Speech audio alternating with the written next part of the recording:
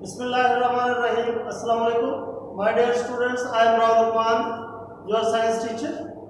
आज का साइंस से रिलेटेड जो हमारा टॉपिक है वो है चैप्टर नंबर 11 के एक्सरसाइज। ठीक है, यानी चैप्टर नंबर 11 के एक्सरसाइज में जो इंक्लूड एमसीक्यूज और शॉर्ट क्वेश्चंस हम डिस्कस करेंगे। ठीक है, तो सबसे पहले हम डिस्कस करते हैं एमसीक्यूज। तो ये 11.1 question number 11.1 encircle the correct option, यानी एमसीक्यूज। नंबर 1 देखें कि which power plant is almost free from environmental pollution problems. ठीक है, तो इसका जो करेक्ट ऑप्शन है डी है। ठीक है, सोलर पावर प्लांट यहाँ पर भी मेंशन किया है। नंबर 1 का ऑप्शन जो करेक्ट ऑप्शन है वो डी है, और वो क्या है? Solar power plant. ठीक है, ये इसका आंसर है। Number 2, which is the cheapest source of energy to produce electricity. Electricity produce करने का सबसे सस्ता जो सोर्स है, जरिया है, वो क्या है? ठीक है, तो इसका जो करेक्ट ऑप्शन है वो ए है, और ए में जो है वो क्या है? हाइडल। ठीक है, ये इसका क्या है, यानी आंसर है।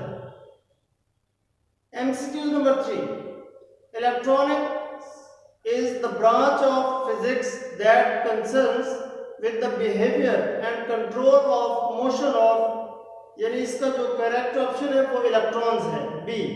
यानी नंबर 3 का जो है वो बी ऑप्शन जो है वो करेक्ट ऑप्शन है, और इसमें आंसर क्या है? इलेक्ट्रॉन्स। ठीक है, ये आप अपनी बुक्स पे मार्क करते रहें। एमसीक्यू पेज नंबर 159 पे है। ठीक है, एक्सरसाइज। तो उसके बाद number 4, MCQ number 4, which of the following is an input device. ठीक है, इसमें जो करेक्ट ऑप्शन है, जो आंसर है, माउस है। ए पे माउस। ये देखें, ये एमसीक्यू नंबर 4, और उसका करेक्ट ऑप्शन ए जो है वो क्या है? माउस। ये इसका आंसर है। ठीक है, और MCQ number 5, which of the following is an output device.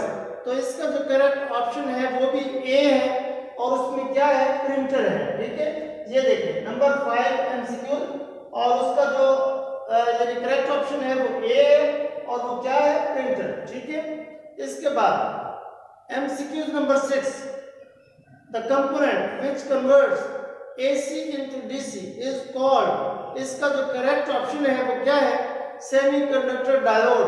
B पे जो है, यानी बी ऑप्शन जो है वो करेक्ट ऑप्शन है। ठीक है, और वो क्या है? Semiconductor diode. ये देख लें आप, यानी नंबर 6 का जो बी ऑप्शन है वो करेक्ट ऑप्शन है, सेमीकंडक्टर डायोड। ये इसका आंसर है। ठीक है, तो एमसीक्यू नंबर 7 की तरफ आते हैं। Which of the following is a processor. इसका जो आंसर है वो क्या है? बी ऑप्शन करेक्ट आंसर है, ये ऑप्शन है, और उसमें क्या है आंसर? Tape recorder. ये इसका क्या है? आंसर है। ठीक है, अब हम आते हैं यानी क्वेश्चन नंबर 11.2 एक्सरसाइज। तो इसमें क्या है? Give short answers. ठीक है, गिव शॉर्ट आंसर। तो यहाँ पर मैंने यानी क्वेश्चन भी लिखे हैं, और उसके नीचे आंसर भी लिखे हैं, जो कि आप अपनी यानी क्लासवर्क कॉपीज पे जो है इन्हें लिखेंगे, नोट करेंगे। यानी एक्सरसाइज के शॉर्ट क्वेश्चन आंसर्स को आप अपनी क्लासवर्क कॉपी पे जो है लिखेंगे क्लासवर्क के तौर पर। तो क्वेश्चन नंबर 1 क्या है? State the principle of power generator. ठीक है, यानी पावर जनरेटर का प्रिंसिपल जो है वो आपने लिखना है। तो इसका आंसर क्या है? In a power plant generator, the coils are kept stationary. ठीक है, while magnet is rotated inside the coil. The stationary coil is called stator, while the moving magnet is called rotor. ठीक है, तो ये इसका क्या हुआ?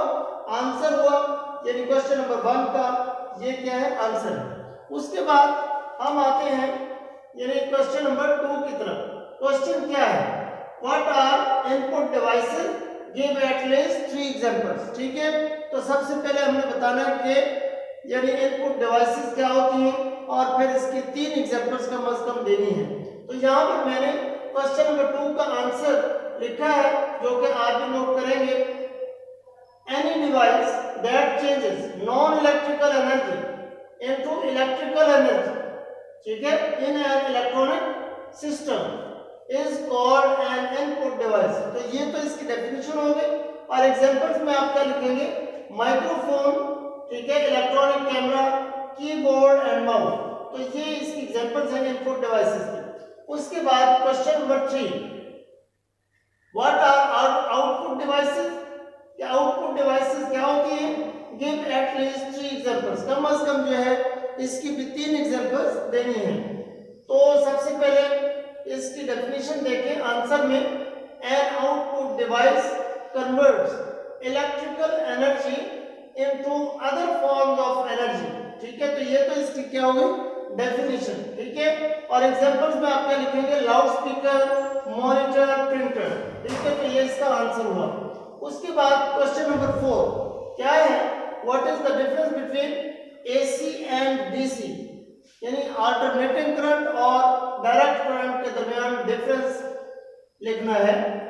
तो इसका आंसर क्या होगा, सबसे पहले मैंने एसी यानी अल्टरनेटिंग करंट की डेफिनेशन लिखी है और उसके बाद जो है यानी जो डीसी करंट है उसकी डेफिनेशन लिखी है। तो हम क्या कहेंगे, the current that changes its direction again and again after an equal interval of time is called AC, यानी अल्टरनेटिंग करंट। ऐसा करंट जो बार बार यानी इक्वल इंटरवल ऑफ टाइम के बाद जो है यानी अगेन एंड अगेन अपनी डायरेक्शन को चेंज करे। ठीक है, तो ऐसा करंट जो है वो क्या कहलाता है, एसी या alternating current. While the current that does not changes its direction, ठीक है, in equal intervals of time is called DC या डायरेक्ट करंट। ठीक है, तो क्वेश्चन नंबर 5 क्या है, name some basic components of electronic system. ठीक है, तो इलेक्ट्रॉनिक सिस्टम के बेसिक कंपोनेंट्स जो हैं वो उनके आपने क्या लिखने हैं, नेम लिखने हैं। तो इसका आंसर क्या है, नोट कर ले, resistors, semiconductor diodes, transistor, silicon chip, ICs यानी इंटीग्रेटेड सर्किट्स, आईसीज इन्हें कहते हैं। तो ये हैं यानी some important components, basic components of electronic system. ठीक है, तो क्वेश्चन नंबर 6 क्या है, what is the function of solar panel. Solar panel का क्या फंक्शन है, तो ये इसका आंसर मैंने लिखा है, आप नोट कर लें कि solar energy is used through solar panels, यानी सोलर पैनल्स के जरिए आप सोलर एनर्जी को यूटिलाइज करते हैं, which are interconnected assembly of photovoltaic cell. ये जो सोलर पैनल होते हैं यानी इंटरकनेक्टेड असेंबली यानी फोटोवोल्टाइक सेल्स की इंटरकनेक्टेड असेंबली का नाम जो है वो क्या है, solar panel, that produce electricity in brighter sunlight, कि जो ब्राइटर सनलाइट में जो है वो इलेक्ट्रिसिटी प्रोड्यूस करते हैं। सोलर पैनल की मदद से हम सोलर एनर्जी को यूज करते हुए इलेक्ट्रिसिटी प्रोड्यूस करते हैं। तो ये इसका आंसर है। तो आज का टॉपिक कंप्लीट हुआ जिसमें हमने एक्सरसाइज, एमसीक्यूज, ठीक है, उनको स्टडी किया और इसके अलावा एक्सरसाइज के शॉर्ट क्वेश्चंस को स्टडी किया।